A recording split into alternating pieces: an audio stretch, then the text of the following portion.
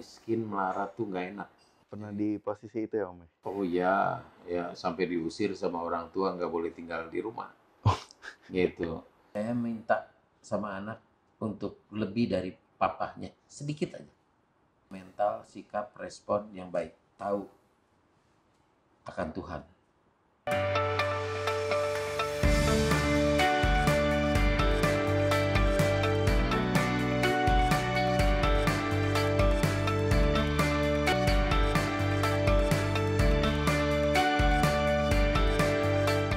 Video ini dipersembahkan oleh Enhance Agency, outsource service help brand go digital. Oke, kembali lagi bersama saya Deo Cardi di channelnya Deo Cardi, dan saat ini di Faktor X kali ini di episode pertama aku akan discuss dengan Pak Yakub yang ada di sebelah saya ini.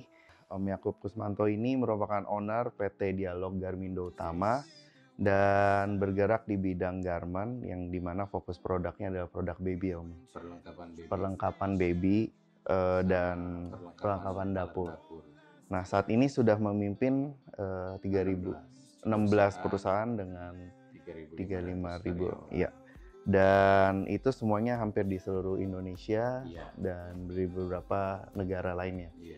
Oke. Nah, sebelum masuk ke pertanyaan-pertanyaan, aku ini pengen share sedikit bahwa sebenarnya Pak Yakub sendiri, Om Yakub ini adalah mentor dari family aku. Jadi aku banyak belajar dari beliau.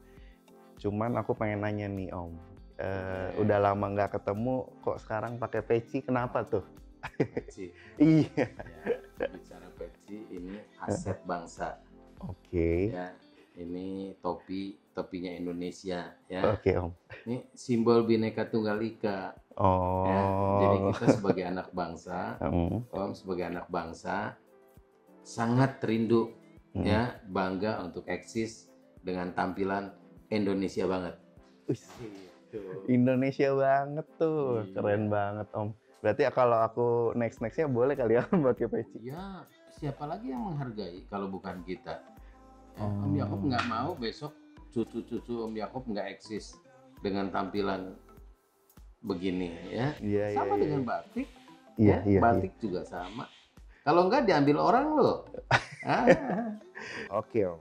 Jadi aku pengen nanya nih, dari semuanya, kira-kira awal mula bisnisnya Om gimana sih, visi misinya dan motivasi apa yang membuat Om sampai saat ini? Ya Om lihat sih, Indonesia itu besar ya, kaya banget ya. Jumlah penduduk pada saat itu 230 juta, sekarang sudah 270 juta. Ya, jadi Om menyadari hidup di Indonesia yang sangat luas sekali. Ya, sangat luas, juga masyarakatnya banyak. Itu. Jadi berpikir gimana ke depan saya bisa membangun bisnis ya, bisa ada di seluruh Indonesia. Jadi itu goal ya, mimpinya gitu.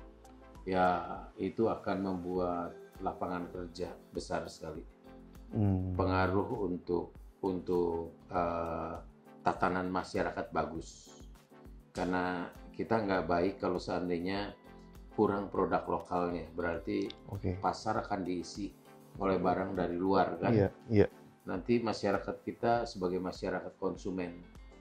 Jadi Om Yakub memikirkan harus punya kemampuan kerja keras untuk berkarya supaya bisa ngisi pasar lokal ya. Jangan sampai pasar lokal diisi barang-barang luar begitu banyak sekali ya. Itu pengaruh dampaknya nanti ke ekonomi bangsa, ke masyarakat. Ya. Oh, jadi itu awal motivasinya. Oke. Nah, di dalam prosesnya sendiri ada nggak sih Om, kan pasti ada titik balik, yang titik rendahnya Om. Kira-kira faktor X apa sih yang membuat Om bisa melewati titik baliknya terendahnya Om? Atau boleh di-share dulu? Sudah capek lelah ya hidup sembarangan gitu ya, sekolah nggak benar, juga nggak pernah pulang rumah, main terus, main. Ya kerjakan sesuatu yang nggak ada manfaatnya, ya gitu. Pernah di posisi itu ya Om? Oh ya, ya sampai diusir sama orang tua, nggak boleh tinggal di rumah, gitu. Jadi Om lihat, waduh, ini hidup nggak ada tujuan, nggak enak, ya. Miskin melarat tuh nggak enak, gitu, ya, gitu. Jadi Om lihat, waduh ini harus hindari nih.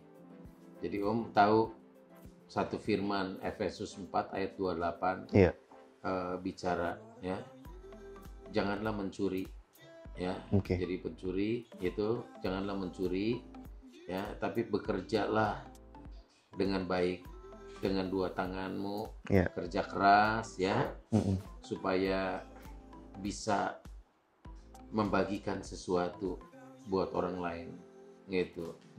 Jadi waktu yang disia-siakan itu tidak boleh dibuang begitu saja, ya.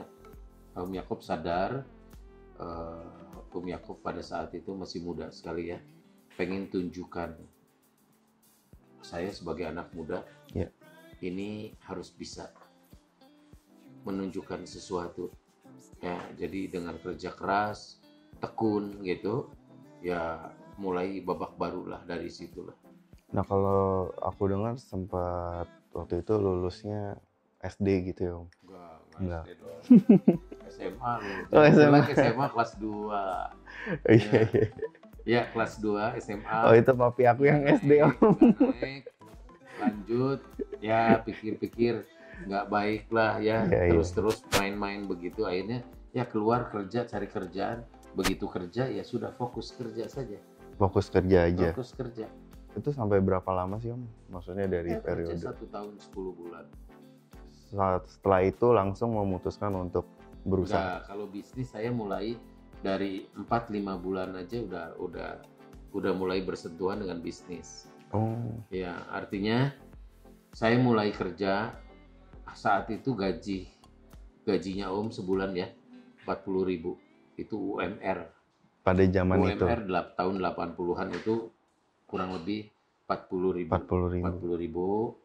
Om Yakub nabung, ya, Om Yakub nabung 75%, 30.000 sebulan.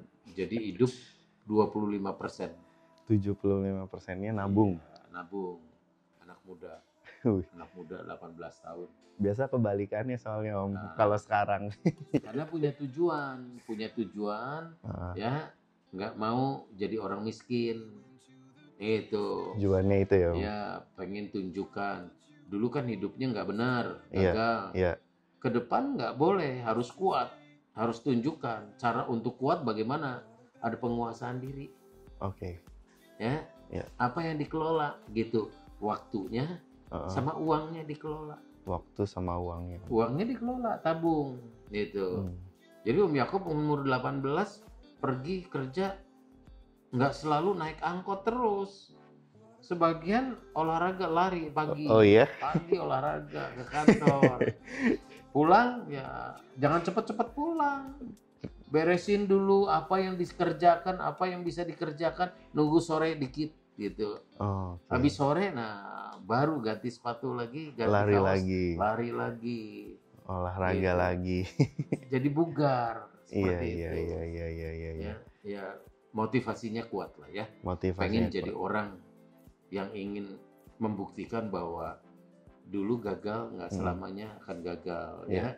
Kita buktikan gitu dengan kerja keras, dengan tekun, ya, mengelola keuangan, waktunya yang baik gitu, ya, bisa sampai hari ini karena keputusan ya Om. Keputusan saat itu. Om Yakub berdoa, ya, berdoa begini, Tuhan kasih waktu sedikit. Untuk saya memperbaiki diri. Jadi doanya pendek aja. Minta waktu sedikit untuk memperbaiki diri. Nah, itu pakai betul-betul itu. Ya, gunakan yang baik waktunya. Seperti itu. Setahu aku kan Sidarja belum ada Om Asep tuh ya, masih desa. Ya, desa itu tempat mayoritas Petani ya. Petani, mayoritas petani. Terus kayaknya Om punya visi di situ dan sampai sekarang dan ya. Boleh jadi Om cerita mencoba dikit untuk bagaimana kerjaan itu nggak baik numpuk di kota semua. Jadi kota itu bebannya itu terlalu berat dia. Ya, kita lihat Jakarta, Bandung, kota-kota besar, itu beban kota itu terlalu berat. Kenapa? Karena kerjaan numplaknya itu di kota semua. Gitu. Nah, ini efeknya jelek. Jadi perekonomian majunya di kota besar. Di desa itu terbelakang. Karena mereka kurang pekerjaan. Jadi dengan nggak ada pekerjaan di sana, maka orang-orang dari desa itu pada lari ke kota. Biaya hidup di kota itu besar sekali. Jadi hasil kerja mereka itu untuk keluarga di kampung sedikit sekali. Makanya tatanan di desa-desa di kita ini rata-rata lemah gitu. Karena perputaran uangnya kecil. Nah, kami pikirkan gimana caranya ya sekarang jangan pekerja datang ke kota, tapi kerjaan dari kota dibawa ke desa. Gitu. Supaya apa? Supaya perputaran uang di desa itu makin baik. Kualitas ya perputaran uang di desanya ada gitu. Lalu kualitas rumah tangga pun jadi lebih baik. Karena mereka tinggal di sana ya satu dapur. Kalau dulu kerja di kota, keluarga di desa 2 dapur. Ya, gitu. Nah, dibuat supaya satu dapur, nah maka kerjaan dibawa ke desa. Nah, itu juga pengaruhnya juga besar terhadap generasi berikutnya. Karena ada banyak sekali keluarga muda karena punya anak, dia stay di kampung, ya, gitu. Padahal usianya masih produktif. Karena kerjaan di kampung nggak ada, jadi ngerumpi aja tuh. Anak-anak tuh nonton apa? Nonton ibunya cari kutu gitu, tontonan yang nggak bagus gitu. Itu nggak bagus, nggak sehat buat generasi. Iya benar-benar. Nggak sehat buat generasi. Jadi kalau seandainya pekerjaan ke desa, bapak ibu kerja, ya anak nunggu nanti sore udah gabung dengan orang tua ya itu. Jadi hubungan emosionalnya bagus tuh. Tapi kalau mereka kerja di kota, itu anak titipin tuh sama nenek sama kakek gitu. Ya gitu. Nah hubungan emosional dia orang tua dengan anak itu berkurang. Itu yang tidak sehat buat generasi yang hidup tanpa bimbingan orang tua. Karena beda bimbingan orang tua dengan bimbingan kakek nenek kadang-kadang beda. Gitu. Iya, kalau kakek neneknya punya prinsip yang cukup bagus, anak itu akan kejaga. Tapi kalau anak itu hidup dari kasih sayang yang berkelebihan, itu tidak baik, nggak aman, ya bahaya. Gitu. Ya itu aku jadi belajar sih Om, ternyata visinya ke arah sana gitu ya. Banyak yang emang kejadiannya sekarang kan banyak urbanisasi dari desa ke kota dan ya benar meninggalkan keluarga, meninggalkan itu iklim yang kurang sehat ya, mesti sedikit dirubah gitu, diperbaiki. Makanya dulu Pak Ginanjar waktu kunjungan ke desa dia kasih apresiasi sama kita ya, Pak Ganjar dari Jawa Tengah ya, gubernur gitu. Dia apresiasi ya surprise juga, dia katakan kok di kecamatan bisa ada perusahaan sekian banyak gitu ya. Gitu. Iya benar. Ya menarik lah. Nah Om, aku pengen nanya, bisnis itu kan butuh modal. Pada saat itu kira-kira apa sih yang Om lakukan? Apakah menabung atau minjam bank atau hutang atau lain-lainnya gimana Om? Awal nggak menabung Om. Om Yakob kan ada tabungan ya. Jadi bukan Om bisnis nggak pinjem bank. Nggak pinjem bank. Nggak. Jadi Om Yakob mulai dari yang ada aja. Mulai dari ada aja. Dari tabungan, uang tabungan itu Om Yakob mulai bersentuhan dengan anduk-anduk BS. Ya, anduk-anduk BS di tempat Om Yakob kerja. Jadi Om bicara sama bos untuk sedikit beli ya buat tambahan. Gitu. Jadi Om Yakob pulang kerja potong anduk jahit anduk, obras anduk, lalu kalau udah jadi dijual di pasar-pasar ya, di toko gitu ya, gitu tawar-tawarin ke toko-toko gitu, seperti itu. Oh itu. Jadi dari uang yang ada aja. Dari uang yang ada karena aja. Karena saat itu kan Om Yakob juga kerja, jadi nggak banyak waktu, cuma itu sambi ya, itu sambilan. Tapi ya ternyata sambilan ini kalau ditekunin ya ditekunin, jadi hasilnya ada hubungan dengan toko, jadi dapat informasi lah. Ya, dapat informasi dari toko gitu. Belakangan toko tanya ada nggak anduk besarnya, ada nggak ini, ada ini, jadi kepikir, jadi ada masukan, bergeser sedikit demi sedikit. Jadi malah belajar banyak dari proses dari hubungan itu membuat Om Yakob semakin tahu apa sih kebutuhan pasar. Oke. Gitu, gitu ya. Jadi menggunakan modal sendiri, tapi kecil dulu. Sampai ya, jadi besar sampai gitu. Setelah berkembang ya mulai bermasalah dengan modal. Ya. Bermasalah dengan modal ya, kita diskusi aja dengan saudara-saudara. Saudara mami gitu ya, saudara mami, mereka percayakan ke saya gitu ya, kira-kira 500.000, ada yang 1 juta. Nah, dikelola uang itu, uang titipan itu dikelola. Bagi hasil gitu. Iya. Lama-lama ada hasil kan? Ada hasil. Om Yakob mulai beli rumah kecil. Nah, belakangan rumah kecil itu yang dianggunkan ke bank pinjaman. Jadi pengembangannya itu dari pinjaman saudara-saudara ya, berikutnya ada pinjaman dari bank lah. Itu ya, karena kelebihan dari laba atau keuntungan, Om Yakob beli aset ya, properti langsung itu Om, masih muda tuh. Mungkin 2 tahun kemudian. 2 tahun kemudian ya, enggak langsung begitu, 2 tahun 3 tahun kemudian ada keuntungan ya, beli properti. Udah dari umur muda langsung beli properti ya Om berarti. Wow. Mantap ya. Mantep loh. Sekarang aja nggak banyak loh anak muda yang mikir ke arah properti gitu. Ya, harus punya kesadaran bahwa perjuangan hidup itu harus dibarengin dengan disiplin. Ya, harus berani mendisiplin diri. Iya. Gitu. Ya. Nah, misalkan nih Om, berbicara soal tadi ada kemiskinan.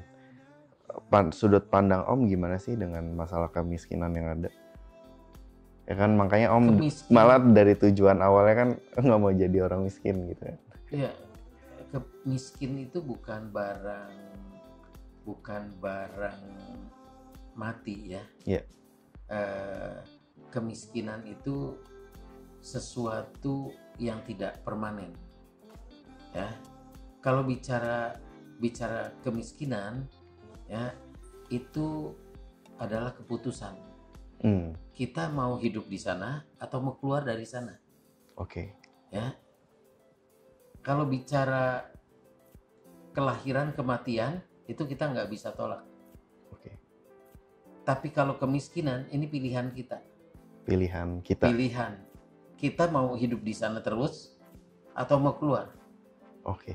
Miskin tuh nggak enak. Ya. Miskin tuh nggak enak. Iya Om. Jadi kita harus berjuang untuk keluar. Gitu, karena itu pilihan. Ya, seperti itu. Iya. Nah, kalau misalkan nih Om, seandainya aku jadi anaknya Om, ya 3 hal apa sih, 3 faktor X apa yang Om akan terapkan di hidupnya aku?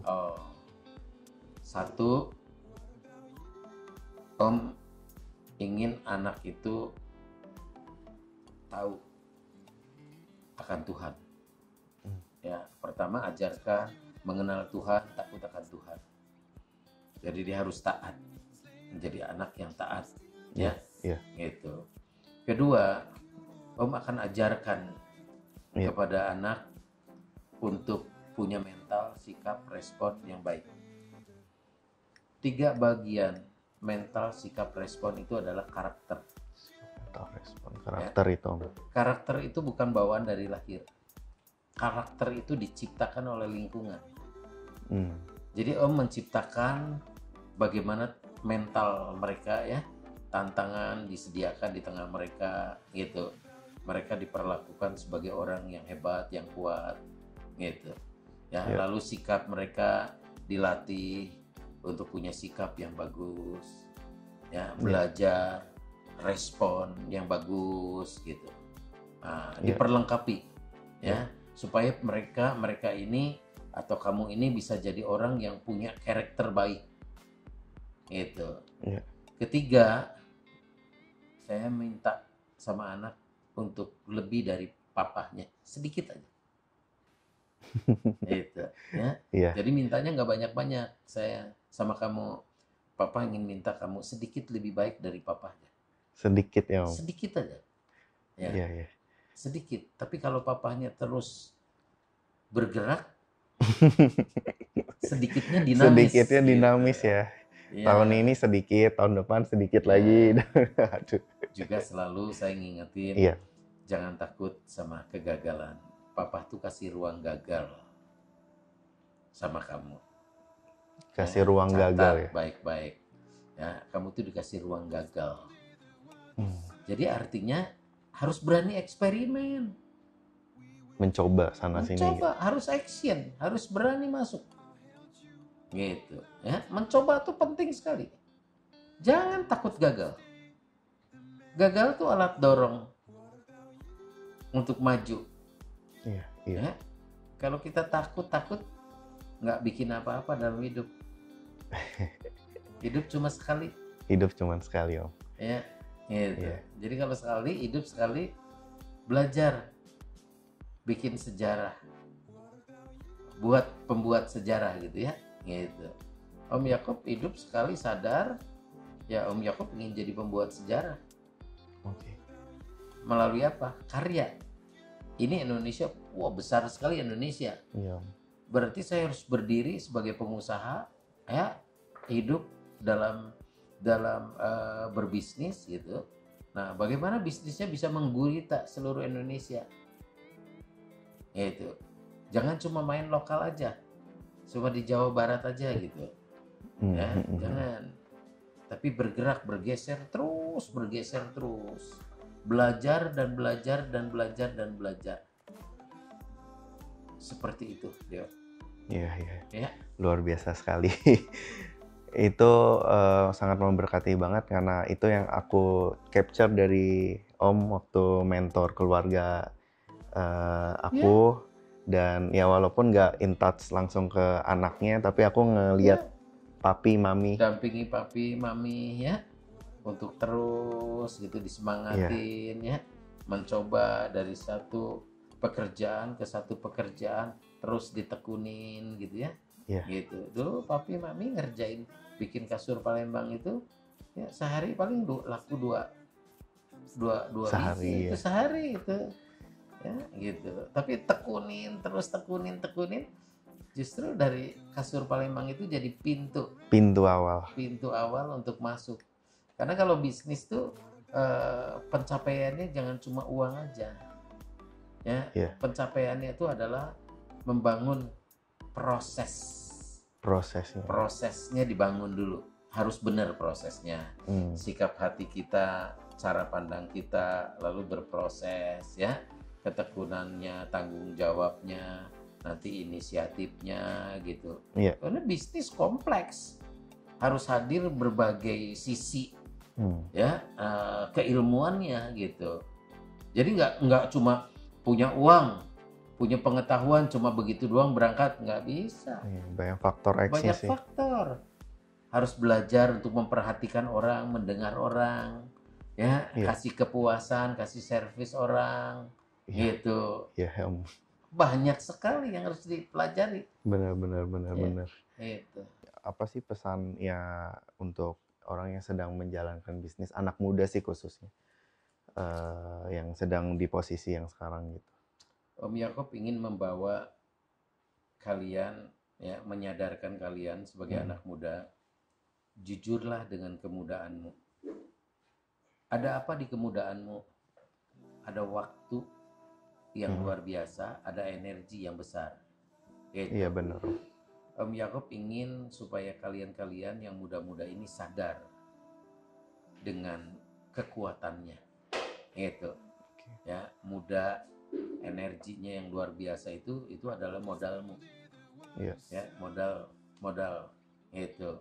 Dulu Om Yakob waktu muda ya ada waktu main-main ya. Nah, itu berdosa terhadap kemudahan, terhadap waktu, terhadap energi yang muda itu berdosa, nggak baik. Ya. Jadi setelah menyadari ya, itu waktu kesempatan kedua itu Om Yakob gunakan dengan kesadaran ya, kesadaran yang luar biasa untuk kerja keras, maksimal, fokus, ya, tidak main-main ya, tidak asal-asalan, lakukan yang benar, ya, lakukan dengan benar, baik waktu maupun energi, ya, lingkungan, hubungan itu dikelola, semuanya dikelola yang baik, gitu. Dengan sikap seperti itu, artinya kita itu pada posisi belajar, ya, pada posisi belajar apa? Belajar kehidupan. Yeah.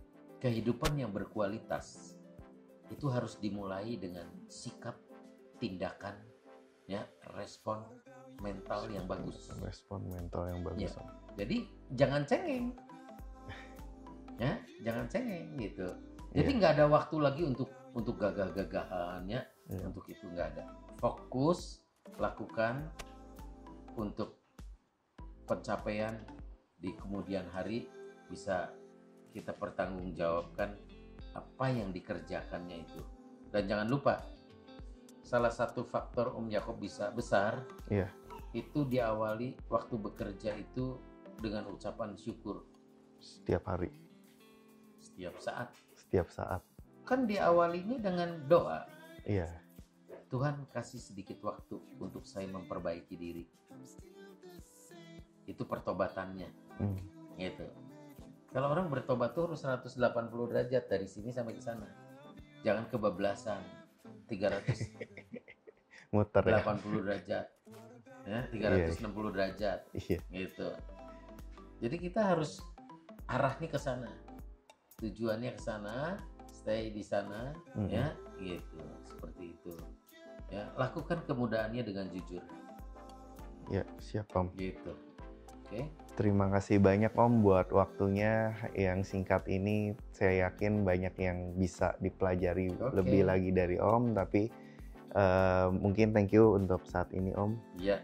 Dan buat teman-teman thank you. Jangan lupa kalau ada pertanyaan di kolom komen ya. Baik, selamat berjuang ya anak muda. Selamat berjuang. Kamu keren. Kamu luar keren. Biasa. Faktor X. Yes. Bye.